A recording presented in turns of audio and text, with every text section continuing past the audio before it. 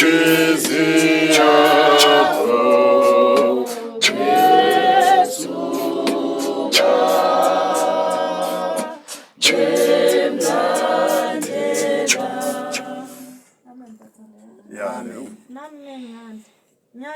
sisi ukuthi nangelinye lamalanga noma sowuthumisile njengoba kasasho mama. Ungasabi ngijoyi yami. Angithi uzizele. Uyazi ukuthi uzeleni. Ala ngicela into eyi1 enye. Nangabe unesiphiwo sakho. Nangabe uyahlabela ngoba kunenkinga eyi1 thina siyasaba singabantu. Ngithi uMasihlaku ngizawuthi nangicula uzongibheka uMasihlaku.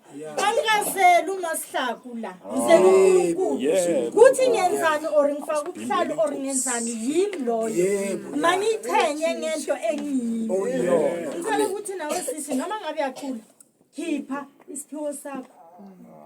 Kuze ngelinye ilanga uNkulunkulu ayibone into izelela ngoba sizawuza sithi lapha esontweni ebacula mnandi lekhana sengekho ukuhlabelela uyothi maybe ngelinye lamalanga nasuhambile akuze uNkulunkulu ukuthi bowenzani emhlabeni bowusebenza ini hayi wena boyobhekela ukuhlabelela kuphela.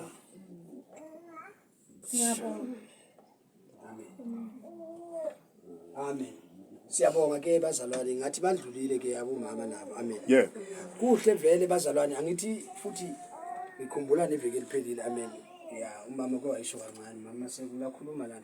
Wakhulumisa indaba cishe abantu bangayiboni ngale ndlela amen. Uma ekhulumisa indaba athi no. Yabona ngesinye isikhathi izinto masizenza ngokwibandla amen or ngokukholwa. Sifanele sibe ngabantu ababekezelayo ukuthi singabi ngelabantu abathi masokunjani sithi hayi sesikhathele sifuna ukuhamba siyohlala asiyenzeni umsebenzi kaNkulunkulu uphelele ngoba uNkulunkulu esimkhonzayo uphelelisiwe yena akekho half haleluya amen. Manje ngiyabonga ukuthi nabo ngibanikeze ukuthi babe nezi bazalwane lokho engikwenzayo mphathi wami ngikuyenza ngiveza ukuthi ibandla akusilaba amanzana haleluya. Uba amanzana umholi naye uyasebenza ngaphakathi ebandleni amen. Usebenza umsebenzi kabani kaNkulunkulu haleluya amen. Manje ke sesindlule lapho ke ngizombusisa ke bazalwane benkosi ke ngesihlabelelo esingathi singama sonke. Amen bazalwane ngiyaxolisa. Sibakhulumile bomama.